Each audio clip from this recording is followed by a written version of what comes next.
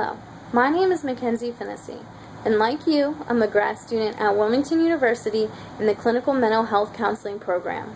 I wanted to draw everyone's attention tonight to a new piece of legislation within our Senate. Senate Bill 195, also known as the Mental Health in Schools Act of 2013, was brought into the Senate on January 31st by Senator Al Franken of Minnesota. Now, this bill is an amendment of the Public Health Act, which will revisit the eligibility criteria that schools have to meet in order to receive federal funding and state contracts.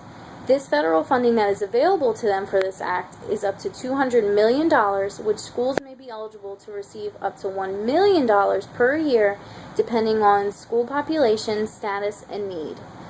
Now, with education cuts all around us, with teachers losing their jobs and creative art departments being dropped, you may ask yourself, why put $200 million into mental health? How is that affecting me? How is that affecting my community? Well, let me tell you some statistics that might change your mind. 70% of adolescents today are not being treated for any mental health concerns or issues that they have. And 10 to 14-year-olds, their suicide rate has doubled within 10 years. Delaware personally has been affected by this. In 2011, Polytech High School went through 4 suicidal deaths within 2 months, and there was a 10-year-old boy who committed suicide at a Cesar Rodney Elementary School in 2009. The great thing about this act is that the funding that is received through the federal grants or state contracts will go to bringing community-based agencies that are geared towards violence, aiming towards domestic violence or bullying within the schools or trauma-informed care into the schools. Now, the great thing about this is that not only are these community-based agencies going to help our children, they're going to help educate us, members in the community, staff members, families with mental health issues with not only themselves but with their children. These community-based agencies will educate us on identifying behavior signs that can hopefully lead to early intervention and prevent some of these mental health concerns spiraling out of control and leading to depression, anxiety, and even sadly suicide.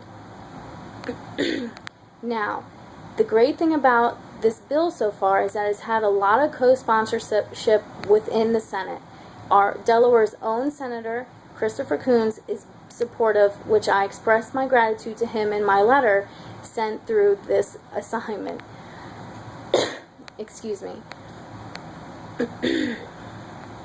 Now, there has also been a lot of support and advocacy going on. Even the American Counseling Association has been advocating for this, stating on their website to send letters and to please call your senator if you're in support of this.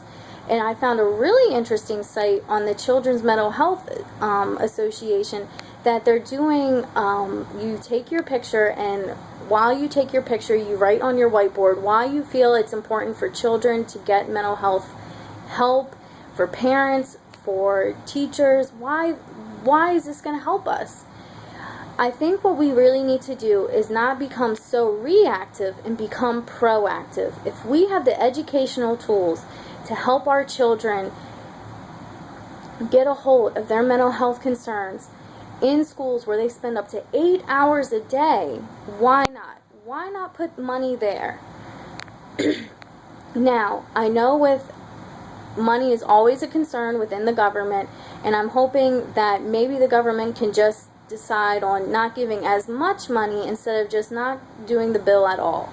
I think this would really benefit the United States and even Delaware because of its personal attachment to mental health in schools and the suicidal rates. I hope I can count on everyone's support in this, and thank you for your time. Have a great night, guys.